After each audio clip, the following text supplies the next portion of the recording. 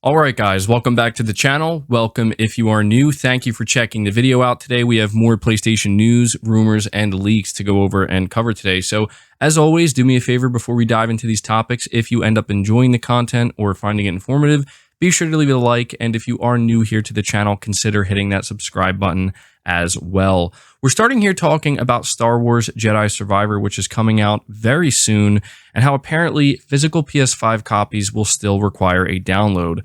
Coming from PlayStation Lifestyle, images of the Star Wars Jedi Survivor physical copies for PS5 reveal that the boxes have the words "download required" printed right on the cover. This has caused a stir among console players who believe that a game, particularly a single-player one, should be able to be played off a physical disc without requiring an internet connection. That said, given the massive file size for the game on PS5 at a whopping 147 gigabytes, the fact that it requires a download isn't terribly surprising. So yeah, this is something that a lot of people are pretty annoyed about. They feel like at the very least there should be 2 discs included with the physical copy, but at the same time, I mean, as we can see, this is the direction that publishers are going to go in when it comes to this, rather than doing multiple discs. So I'm kind of curious, if you're somebody who was planning on buying a physical PS5 copy of this game, are you still planning on doing so?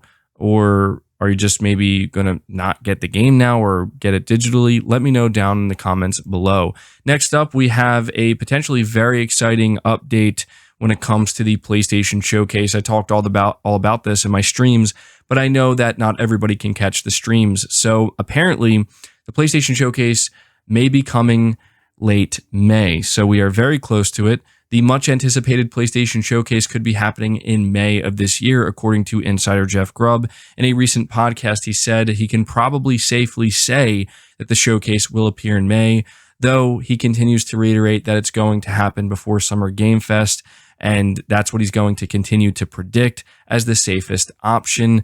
But he is basically coming out here and saying in his podcast, that the Giant Bomb podcast, that yeah, he can safely say it's going to happen at the end of May. Now, he doesn't want to lock that in, and I think that's a smart move on his part, because I mean, look, even when we have a date for a PlayStation Showcase, it can end up getting delayed. But I think this is promising. He is the one that has come out here and said that yeah, Sony Showcase is happening before Summer Game Fest, which happens on June 8th. He didn't give a specific time, but now he's giving us a closer time frame.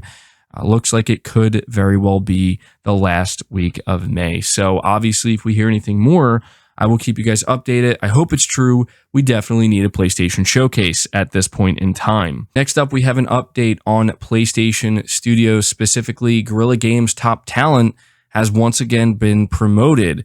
Coming from Push Square, it's all changed at the top of Guerrilla Games, having just shipped Horizon Forbidden West Burning Shores. A handful of the studio's top brass are taking on new positions. Perhaps most notably, Angie Smets has been promoted to Head of Development Strategy for PlayStation Studios.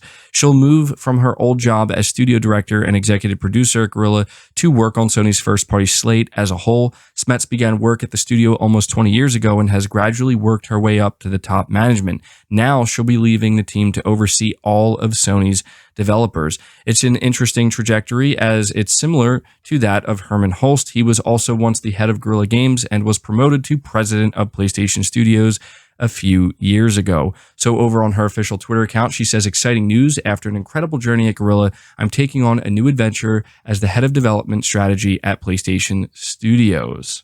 So yeah, definitely a significant move within PlayStation Studios management. It's hard to say exactly what we can expect from Angie Smets taking on this role, but time will tell, and it's likely to have a significant impact. Wanted to let you guys know about that. Moving on, we are talking about Guerrilla Games also seemingly confirming Horizon 3, which isn't necessarily surprising. It says Guerrilla Games appears to be hinting at Horizon 3 in an official message announcing the promotion of studio director and executive producer Angie Smets. Like Herman Hulst, Smets is moving up into a new position at PlayStation Studios, And it says, with Smets now taking the leading position at PlayStation Studios, Guerrilla Games has a new leadership structure. In a statement released earlier today, the developer expressed confidence in its new leads and how it will steer Guerrilla towards a bright future, expanding the world of Horizon with, quote, Aloy's next adventure and our exciting online project, end quote. So basically what we're looking at is Guerrilla Games confirming that they are, to no one's surprise, working on Horizon 3, but also once again confirming their online project. Now, I don't think Horizon 3 will be revealed anytime soon, but I wouldn't be surprised if we end up hearing something or seeing something in regards to this multiplayer or online project. It's been in development for quite some time. So yeah, everybody's picking up what Guerrilla's putting down. Horizon 3 is in the works. I'm curious. Let me know in the comments below. For those who are just finishing the Burning Shores DLC or who played Forbidden West, what would you like to see from Horizon 3? But moving on to the final topic, continuing to talk about Guerrilla Games, apparently they have some big plans for the Decima engine. This is being reported by Push Square. They say one of the main reasons Horizon Zero Dawn took so long to make is because Guerrilla Games created a brand new engine with which to build it, known as the Decima Engine. It's only been put to use on a few games so far that we know of, but the results speak for themselves. In addition to Aloy's debut and the sequel, Horizon Forbidden West, Kojima Productions famously used Decima to develop Death Stranding and presumably Death Stranding 2. It sounds like that's far from the end of this engine. As part of a management shakeup at Guerrilla Games, technical director Michael Vanderloo has announced he will be working on Decima full-time. In a LinkedIn post, Vanderloo says he'll be focusing on, quote, our ambitious future plans for our own Decima engine, end quote. He says the team has, quote, crafted a studio roadmap and future direction for our Decima engine, so ambitious that it now requires his full attention, end quote. Of course, we don't know what the future direction looks like, but we can take a guess that more PlayStation studios may move on to Decima going forward. It could also allude to developing tools that allow the engine to be used for online service games, which is obviously a strategy that's in the pipeline at PlayStation. Beyond that, imagining how the engine could improve is pretty tough. The results are already incredibly strong, having produced some of the most technically impressive open-world games to date. Assuming Guerrilla and PS Studios will be moving to PS5-only development in the future, it seems likely that Decima could be at the heart of some of the console's best-looking titles within a few years. So, yeah, this is potentially very significant depending on what exactly this means, but we all know how awesome and capable the Decima engine is. I think many of us would like to see more games utilize it where it makes sense, but clearly Guerrilla and Sony have some big plans for the Decima engine going forward, and the fact that they now have developers moving on to working on this engine full-time, yeah, we're going to see some pretty interesting things happen with Decima going further into the PlayStation 5 life cycle and even into the PlayStation 6 life cycle.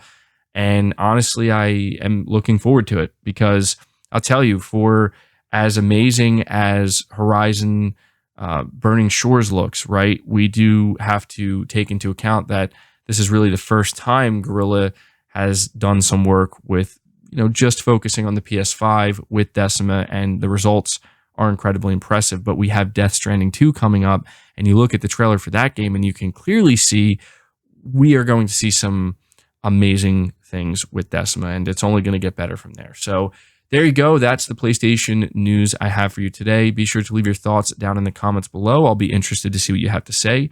Leave the video a like if you enjoyed it or found it informative. Subscribe to the channel if you're new. Hit the bell notification icon, and feel free to share this video out on top of all that. But until next time, guys, take care.